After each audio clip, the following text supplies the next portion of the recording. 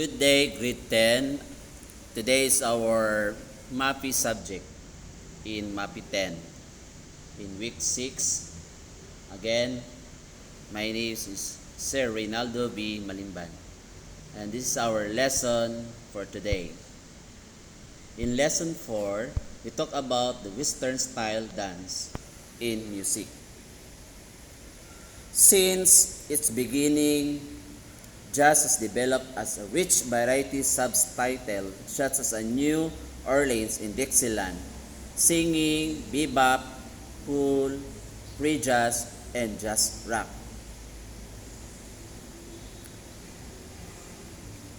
Speaking of jazz, a jazz was created by musicians predominantly and African Americans performing in the street bars, brothels, and dance halls of New Orleans and other southern cities. Jazz can be described generally as a music rooted in improvisations characterized by syncopated rhythm, a steady beat, and distracted tone colors and performance techniques.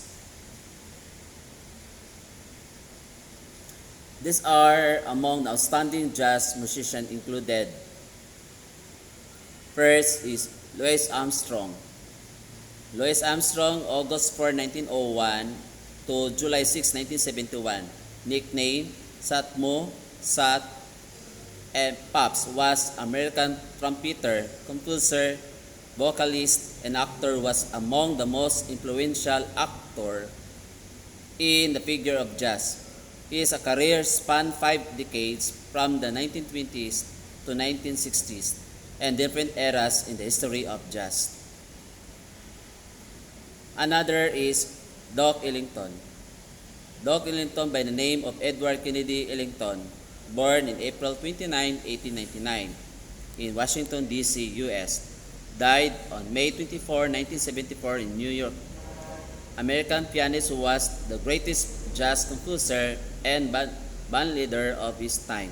One of the most originators of big band jazz, Ellington led his band for more than half a century, composed thousands of scores, and created one of the most distinctive ensemble sounds in all of Western music. Next is Benny Goodman. Benny Goodman as an extraordinary clarinetist and a band leader. Goodman helped usher in the swing era in 1930s, earning him the nickname the King of Swing. The son of Russian immigrants, he was the 9th child born into the family. Eventually, he would have a total of 11 siblings. May 4, 2020. Born on May 30, 1901 in Chicago, Illinois. Profession, clarinetist, musician, and artist. Film, Hollywood Hotel, Psychophations, and Suites, instrument played by the clarinet. Next is Charlie Parker. Charlie Parker on August 29, 1922, 1912, 1955. Nickname Bird and Young Bird, was an American jazz saxophonist and composer. Parker was highly influential soloist and leading figure in the development of bebop, a form of jazz characterized by the fast tempos, virtuosic technique, and advanced harmonies. Born on August 29, 1920.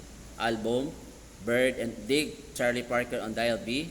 Work written Charlie Parker Omnibook, and instrument play saxophone. Another one is John William Coltrane. John William Coltrane on September 23, 1926 to July 17, 1967, was American jazz saxophonist and composer, working in the bebop and hard bop idioms early his career. Coltrane helped pioneer the use of moods and was the forefront of free jazz. He remains one of the most influential saxophonists in the music history. Next is John Philip SAUSA. On November 6, 1854 to March 6, 1932, was an American composer and conductor of the late Romantic era, known primarily for American military marches. He is known as the March King or the American March King. Let's start in trivia in the popular music. A new era of the music began in 1964 with the American tour of the Beatles and English rock groups. And these are the title: Can't Buy Me Love, the Beatles 1964. I Want to Hold Your Hand, the Beatles 1964. Do What That Diddy, Material Man 1964. My Guy, Mary Wills in 1964. Next is Chapel of Love, the Dixie Cups 1964. Don't Let the Sun Catch, Jerry and the Peacemaker. Bits and Peace, the Dave Clark 5 1964. And The Little Old Lady from John and Dean 1964. Let's move on for another lesson in Latin America dances.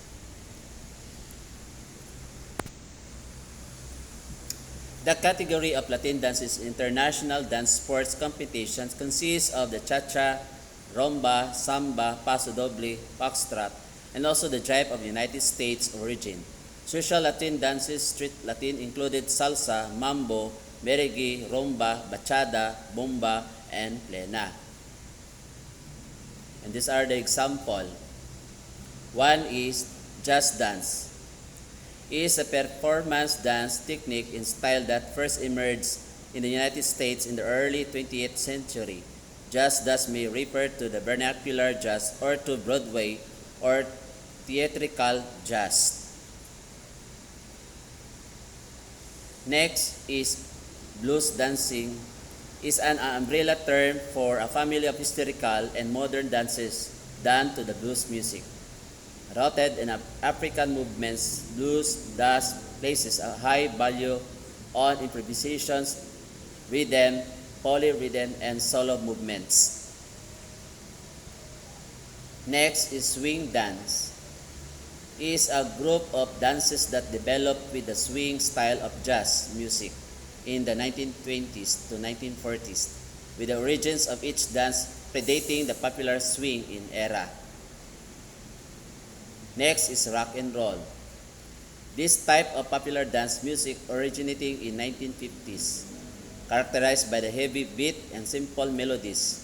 Rock and roll was amalgam black rhythm and blues and white country music. Next is reggae, a style of popular music with a strongly accented subsidiary beat and originating in Jamaica. Next is rapping or hip hop, a style of very popular music in 1890s with a basically each dance steps and lively popularity. Next is cha-cha, an energetic modern dance originally from the South America, involving the small fast steps and swaying movements of the hips.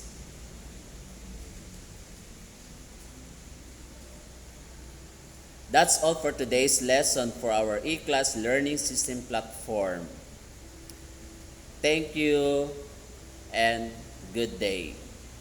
Again, my name is Rinaldo B. Malimban. Keep safe.